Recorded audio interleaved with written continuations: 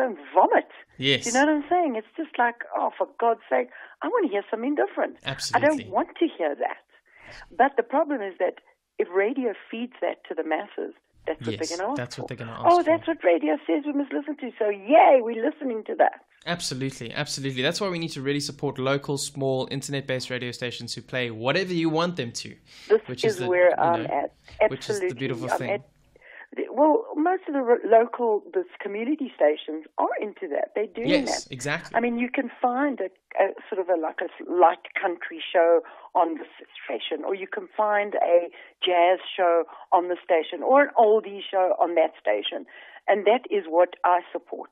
Because Brilliant. South Africa is not like America, where there's like millions of radio stations, and everyone can be as exclusive as they like. Okay, this is only a country station. This is only a rock station. Here, we don't have that luxury. Not at all. So, like commercial radio, the big stations need to cover everything, not just what they're doing.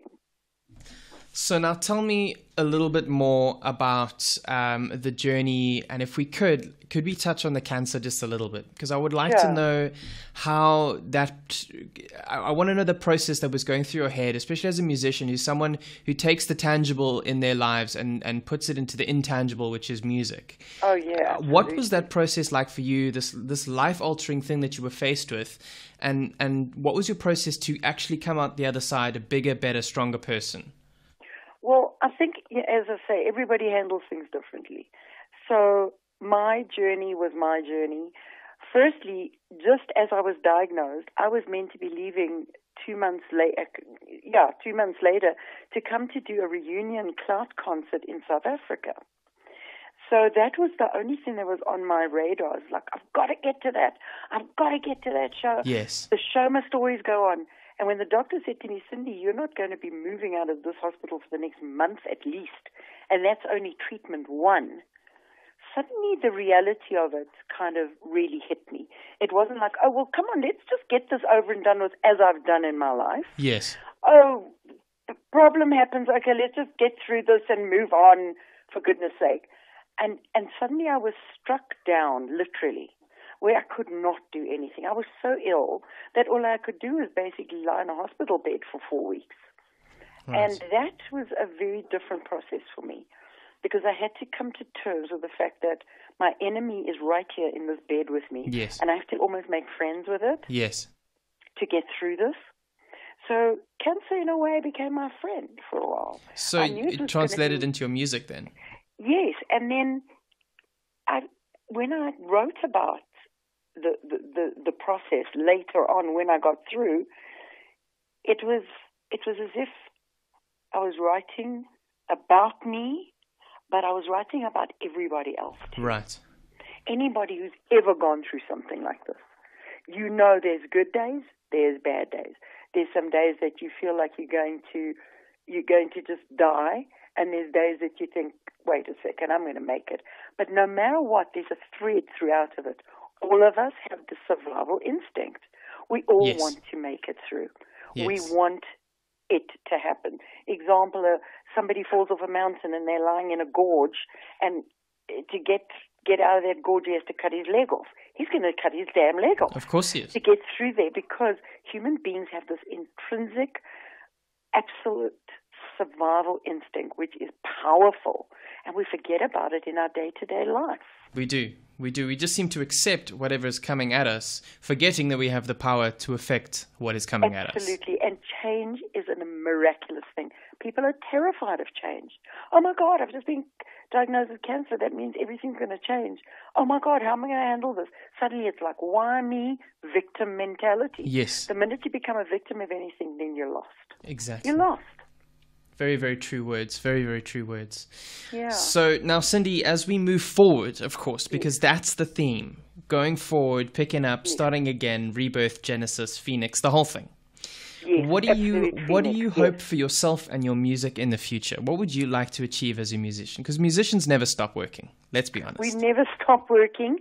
I would like to be doing exactly what I'm doing now, to still be relevant in the music industry, to give back in a lot of ways, because to me, being of service is a much greater good. I'm definitely not a Buddha or a nun or any of those good things, or a saint, by no means.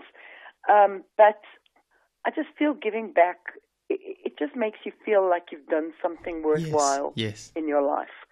So if I can do some motivational talks, stuff like that would be really awesome for me. Yes. I would love to do that.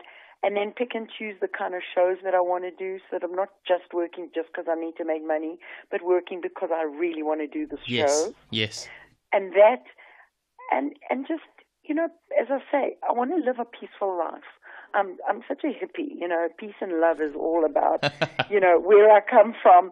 And if I can have a peaceful life, have my friends and family around me and good people around me, and play music when I want to, and do talks when I want to, that to me would just be the ultimate. Brilliant, brilliant, brilliant.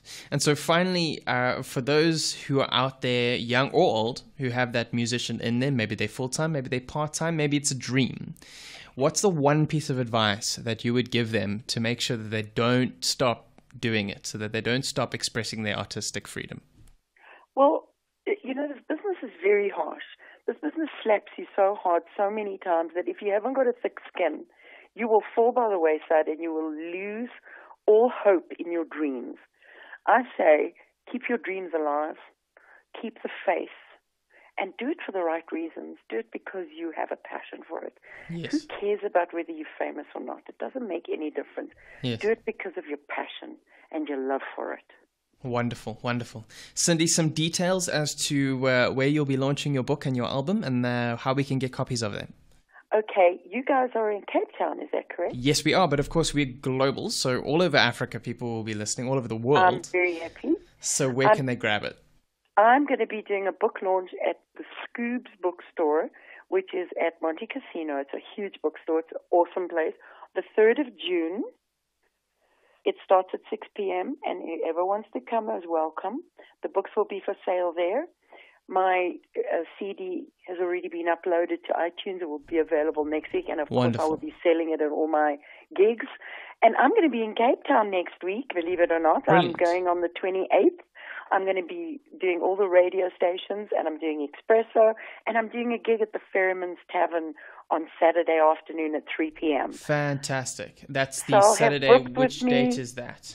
That's Saturday the 30th of June. Fantastic. 30th of May. We're still in May. Yes, we're still in May. In May. So it's that Saturday the 30th of May, Ferryman's in Cape Town, otherwise 3rd of June, Monte Casino. Empress Palace. In Joburg at Monte Casino. And I look forward to hopefully meeting you in Cape Town. Absolutely, most definitely. And that would be awesome. I'm very much looking forward to myself and to meet you in person and hear more about your amazing journey. And on that note, we're gonna. So it's only a pleasure. We're gonna bring this edition of the first ever edition of EbizMusic to an end. Cyndy, thank you so much for your time. It's been an absolute pleasure chatting to you on EbizRadio. Absolutely, and thank you to EbizRadio for supporting local music and for having me as your first musical guest. I'm so excited. Thank you very much. Brilliant.